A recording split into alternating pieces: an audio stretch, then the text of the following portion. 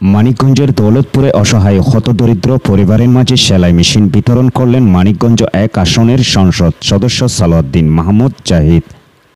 শুক্রবার ১২ জুলাই উপজেলা পরিষদের হল রুমে উপজেলা প্রশাসনের আয়োজনে হতদরিদ্র অসহায় পরিবারের মাঝে সেলাই মেশিন, প্রতিটি ইউনিয়ন পরিষদে ডেঙ্গু মশা নিধনে ফগার মেশিন, নদী বাঙ্গন পরিবারের মাঝে প্রধানমন্ত্রীর উপহার ২৫ কেজি করে চাউল ও Bangamata Bangabandhu football gold cup খেলার শুভ উদ্বোধন, ১০০টি বিদ্যালয়ে ফুটবল উপহার দেন এমপি সালাউদ্দিন মাহমুদ জাহিদ। এ সময় অনুষ্ঠানে বিশেষ অতিথি ছিলেন দৌলতপুর উপজেলা পরিষদের চেয়ারম্যান এস.এম. শফিকুল ইসলাম শফিক, দৌলতপুর থানার ভারপ্রাপ্ত কর্মকর্তা সুমন কুমার আদিত্য। অনুষ্ঠানে সভাপতিত্ব করেন উপজেলা নির্বাহী কর্মকর্তা নাহিয়ান নুরেন।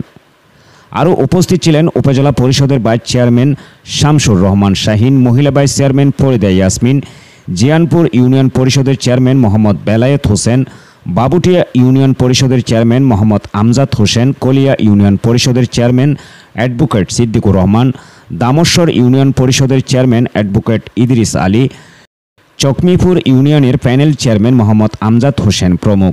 এছাড়াও দলীয় বিভিন্ন অঙ্গ সংগঠনের নেতৃবৃন্দ উপস্থিত ছিলেন।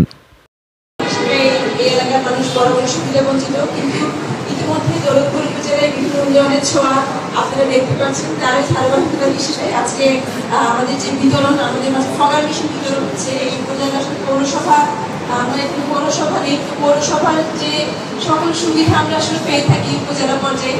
আমি আশা রাখবো ফগার মেশিনের মাধ্যমে সেটি একটু উদ্বোধন হয়েছে এবং ভবিষ্যতে আমরা আশা রাখবো পৌরসভা এলাকায় যে সকল সুযোগ সুবিধা আমরা